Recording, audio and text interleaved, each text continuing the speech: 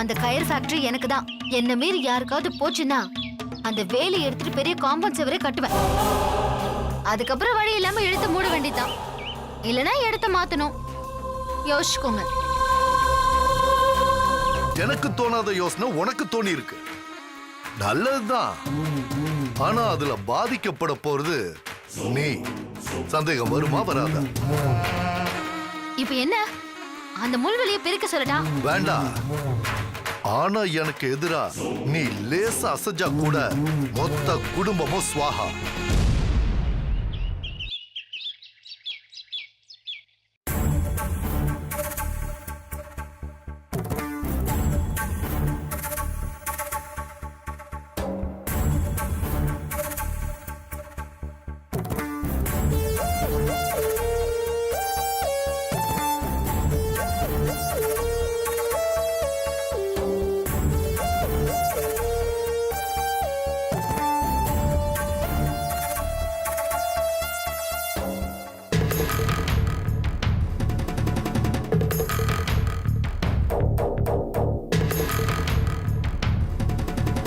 திரு, என்னப்பா இங்க என்ன பண்ணிட்டு இருக்க?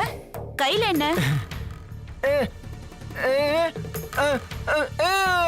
இது தூக்க மாத்திரை.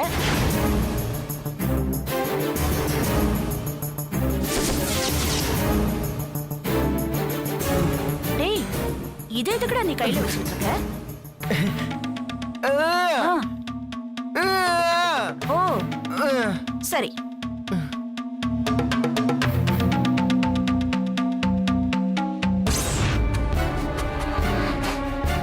கீழே கிடைச்சதா?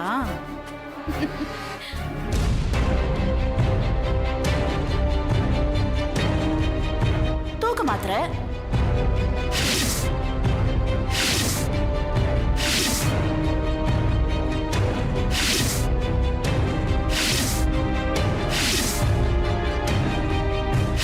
கண் கலங்கிறது எனக்கு பதறதில்ல. நான் கண் கலங்கினா உங்களுக்கு துடிக்குதில்ல. இதாங்க உண்மையான ஜோடி பொருத்தம்.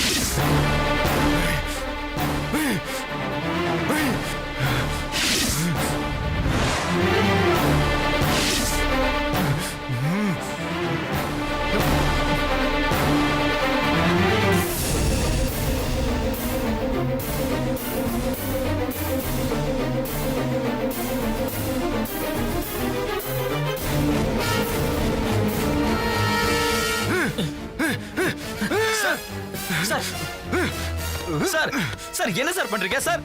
சார் சார் சார் சார் விடுங்க சார். சார் சார் சார் விடுங்க சார்.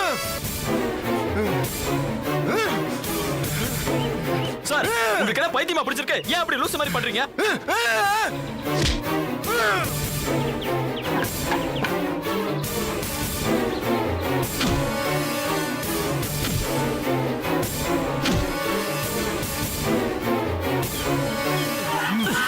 சார் சார்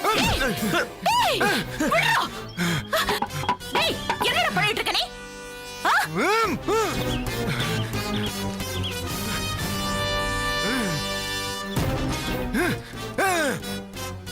அக்கா அவனை போக சொல்லு. அவன் என் கண்ணு முன்னாடி நிக்க கூடாது. டேய், என்னடா நடந்துச்சு?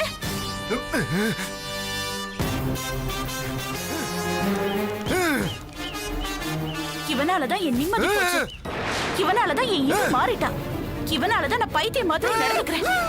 இவனாலதான் நான் நைட்டு கண்ணு முடிச்சு பார்க்கும்போது இந்து என் பக்கத்துல இருக்க. இவனால நான் கொலைகாரனாவே ஆக. நிறுத்துடா.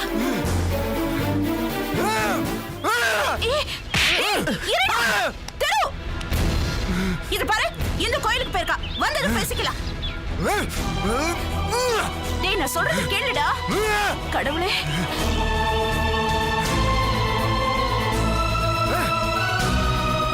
எதுவும் பேச வேண்டாம். அவ வரத்துக்குள்ள இவனை அனுப்பிடு. இந்து கேட்டா நான் சொல்லிக்கிறேன்.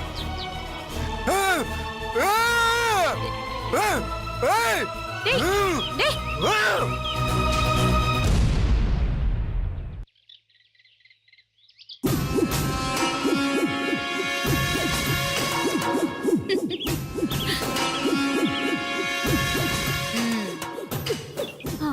பார்க்க பாவமா தான் இருக்கு. இருந்தாலும் நாம என்ன பண்ண முடியும்? போன ஜென்மத்துல அவன் என்ன பாவம் பண்ணானோ தெரியல அருண். இந்த ஜென்மத்துல அவனுக்கு விடிஞ்சிருக்கு.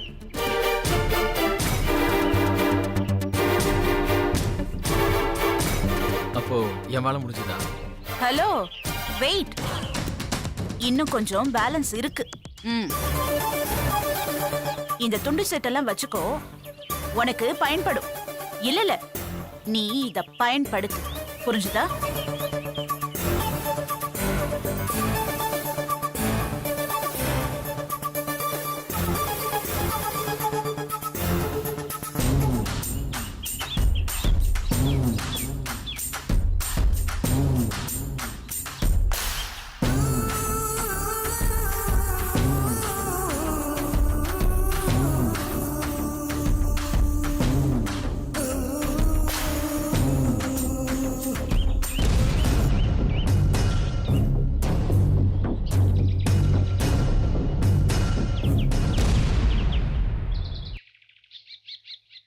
ஐயோ, இந்த மனுஷன் எங்க தான் போயிருப்பாரு?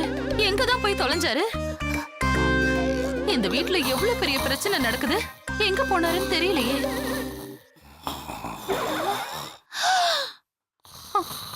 அட பாவி, இங்கேயா படுத்து கிடக்குற நீ? இரு, உனக்கு இருக்கு.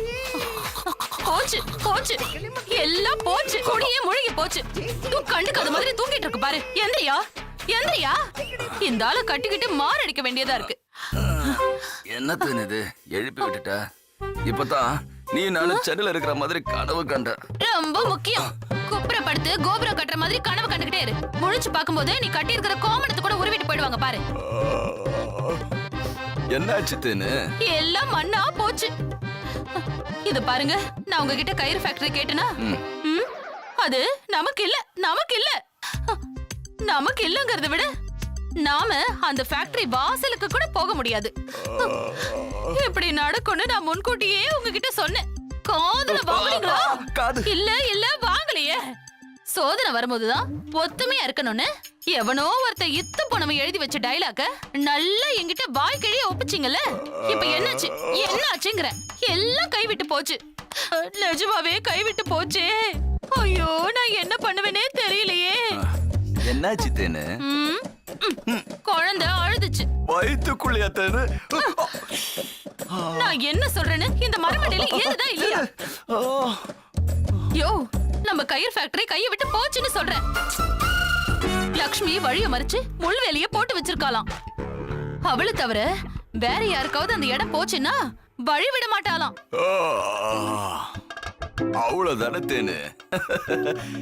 எல்லாத்தையும் விட நம்ம கிட்டதான் பெரிய சொத்து இருக்கு. அப்படியே உன்னை தரையில அடிச்சு அப்படியே சாகடிச்சிடுறேன். போயா, தலை உள்ள போயிட போகுது பாரு. ஒண்ணுத்துக்கும் துப்பில்லாத மனுஷன். ஏன் தேனு பெரிய சொத்துன்னு சொன்னது? நம்ம குழந்தைய தேனு. பழனி மலை முருகா, போயா, நான் உன்னை கூப்பிட மாட்டேன். நீ கோமணத்துல அங்க ஆண்டியா உட்கார்ந்திருக்க.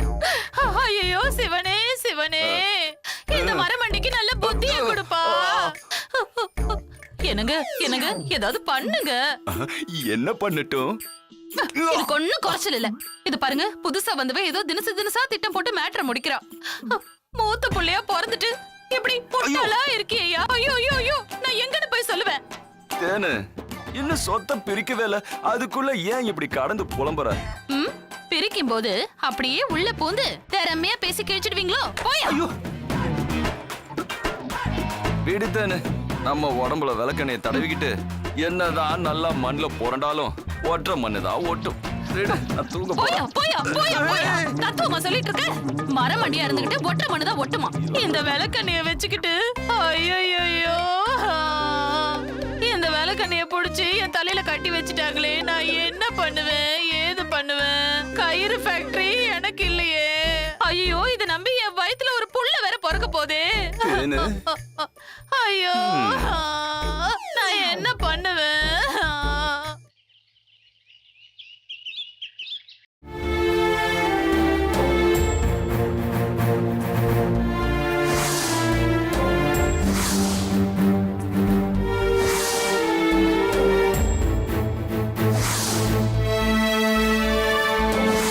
அந்த பொண்ணுக்கு தையல் பிரிக்கும் போது மயக்கம் ஆயிடுச்சு. ரொம்ப வீக்கா இருக்கா. ட்ரிப்ஸ் ஏத்தணும்னு டாக்டர் சொல்லிட்டாரு. நான் வெளியில வந்து நின்னுட்டு இருந்தேனா, நம்ம சிவகுமார் இல்ல, அந்த அரிசி கடை சிவகுமார், அவன் வந்தான். எப்படியும் ட்ரிப்ஸ் இறங்க 4 மணி நேரம் ஆகும். அதான் அவன் கூட கங்கா கௌரி தேட்டருக்கு போயிட்டேன்.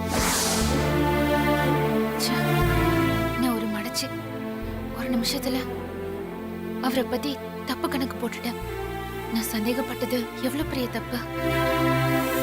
உடனே ஃபோன் பண்ணி சாரி கேட்கணும், இல்லனா என் மனசு கேட்காது.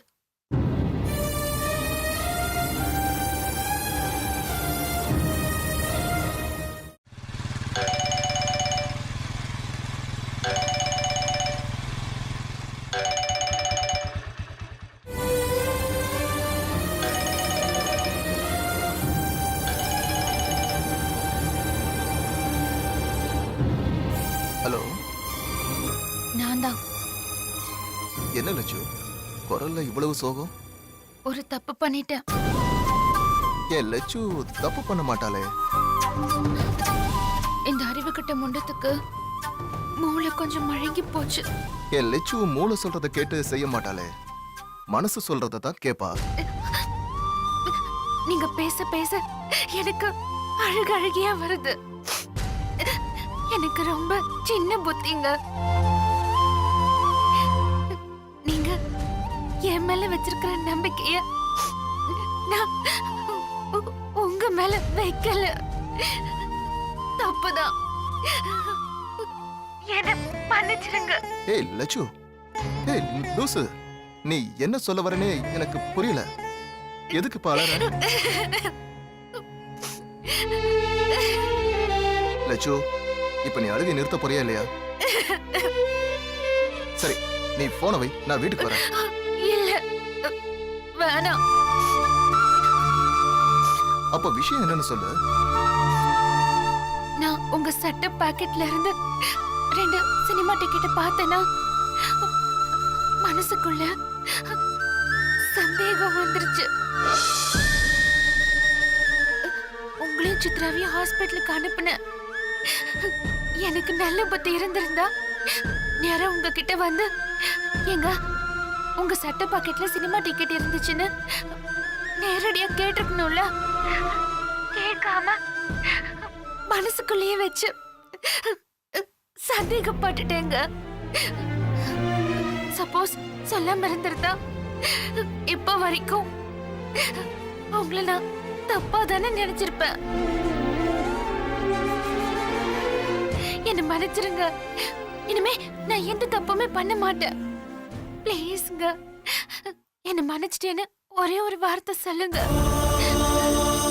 ச்சே, இவ்வளவு போய் ஏமாத்துறமே. ஹலோ, ஏங்க, ஆ? என் மேல எதுவும் கோவமா? சேச்சே, சின்ன விஷயத்த போய் பெருசுப்படுத்திட்டு போன் பண்ணி சாரி கேக்குறேன்னு நினைச்சிட்டு இருந்தம்மா.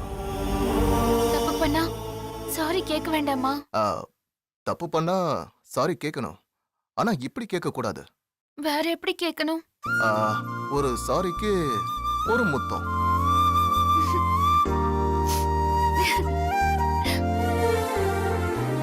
முடியுமா முடியாதா? வீட்டுக்கு வாங்க, தரேன். எனக்கு இப்பவே வேணும், இல்லனா நான் உன்னை மன்னிக்க மாட்டேன்.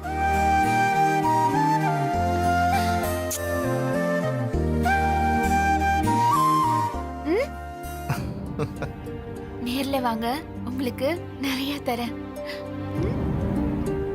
அப்புறம் இந்த பிரச்சனைய இதோட மறந்துடணும், சரியா?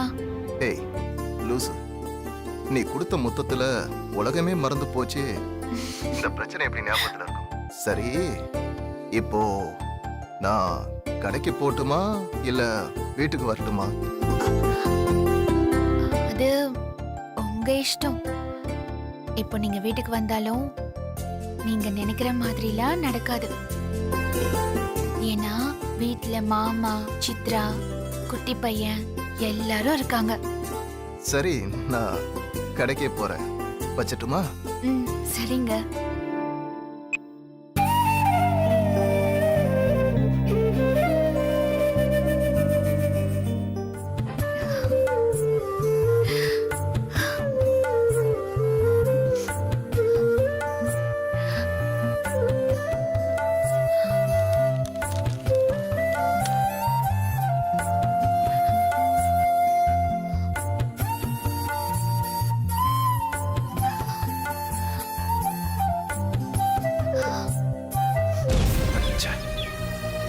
பெரிய துரோகம் பண்ற.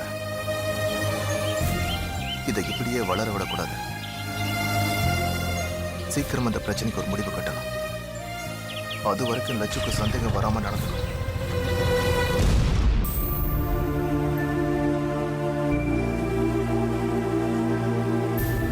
அம்மா சித்ரா, நீ இந்த வீட்டுக்கு வந்து 2 மாசத்துக்கு மேல ஆகுது. இது வரைக்கும் நீ தேடி வந்த ஆளை பத்தி ஒரு நியூஸும் கிடைக்கல.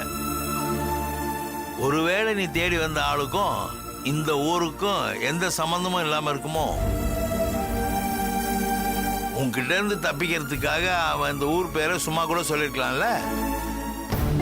இல்ல அங்கிள், அவர் இந்த ஊர் தான். ஆரம்பத்துல என்கிட்ட பழகும் போது அவர் பொய் சொன்ன மாதிரி எல்லாம் தெரியல அங்கிள். என்ன பழகினீங்களோ என்னவோம்மா, ஒரு போட்டோ கூட இல்லாம இருக்கிறியம்மா. நீ சொன்ன தகவல் எல்லாம் வச்சு நாங்களும் எவ்வளவோ ட்ரை பண்ணி பார்த்துட்டோம். ஒண்ணுமே நடக்க மாட்டேங்குதே. இது ரொம்ப சின்ன ஊர்மா. இங்க ஒரு ஆளை கண்டுபிடிக்கிறது அவ்வளவு கஷ்டமே கிடையாது. அங்கிள், நீங்க என்ன சொல்ல வரீங்க? எனக்கு எதுவும் சொல்ல தோணல. நீ நல்லா யோசனை பண்ணி வேற ஏதாவது உருப்படியான தகவல் இருந்தா சொல்லு, அவனை கண்டுபிடிப்போம். கண்ணுக்கு தெரியாத ஆளை தேடி தேடியே கையில இருக்கிற உன் வாழ்க்கையை தொலைச்சிடாது. எல்லாத்துக்கும் ஒரு டைம் இருக்கு. சட்டுன்னு ஒரு முடிவுக்கு வா.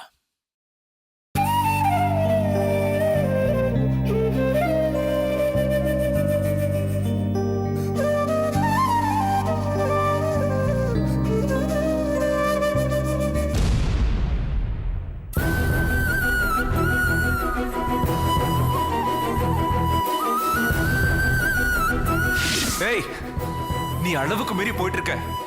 ஐயோ, டயலாக்க மாத்துங்க. கூடிய சீக்கிரம் உன்னைய மாத்துறேன்டி. இப்ப எனக்கு தேவைப்படுற சந்தோஷமான விஷயம் என்னன்னு தெரியுமா? நீ செத்துட்டங்கிற விஷயம் தான்.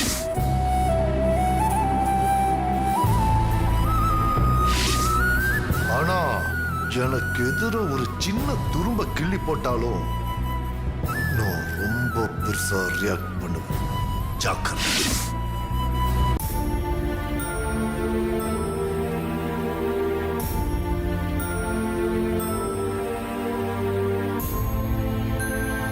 லக்ஷ்மி,